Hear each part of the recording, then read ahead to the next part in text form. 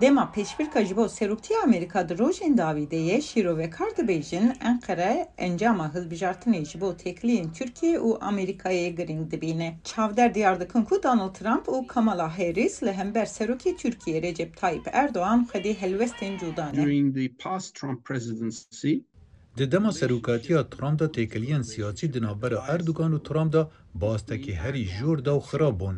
Lê îro têkiliyên di navbera Biden û Erdogan da û ger Kamala Harris ser bikeve ya Harris û Erdogan pêkane ku têkiliyeka pir sizt be.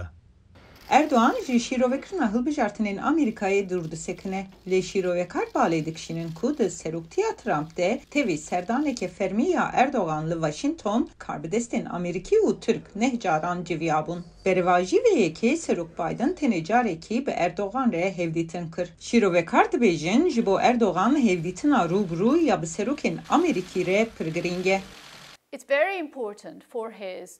Ev êge ji bo sîstema navxweyî rahabûnawî pir giring e. Vî sîstemeka kesane ava kiriye. Lê her wiha dengderên xwe taybetî alîgerên xwe qanehkirîne ku ew rêberekî encamgêr e û ku Tirkiye dewletekî pir giring e.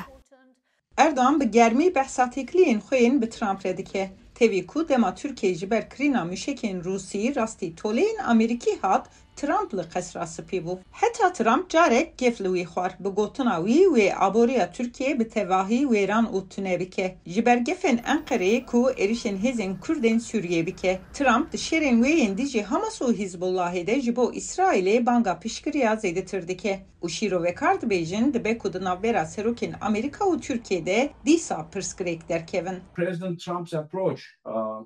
Nêzîkatiya Serok Trump ya Rojhilata Navîn û şerê di navbera Filistînî û İsraîliyan da dibe ku alûziya li Rojhilata Navîn zêde bike. Heta ku şerekî herêmî derkeve. Loma seroktiya Trump wê ji bo Tirkiye gelek derfetan derxîne hûlê. Lê bi xeteriyek pir mezin re. Tevî ku di navbera Biden û Erdoğan de hevdîtinên rastê rast kêm jî têkiliyên Tirkiye û Amerîka baştir bûne. Şîrovekar bawer dikin ku kî wek serok were hilbijartin jî ji bo Enqereyê hem feyde û hem jî xeterî hene. Rêveberiya Kamala Harris we diyar e berdewamiya zêdetir kir û aramiya têkeliyan di navbera Tirkiye û Amerîka da. Lê ne diyar e ku mirov pêşbîniya rêveberiya Trumpî bikin. Ku dê karekî pir baş bit yan pir xirab bit.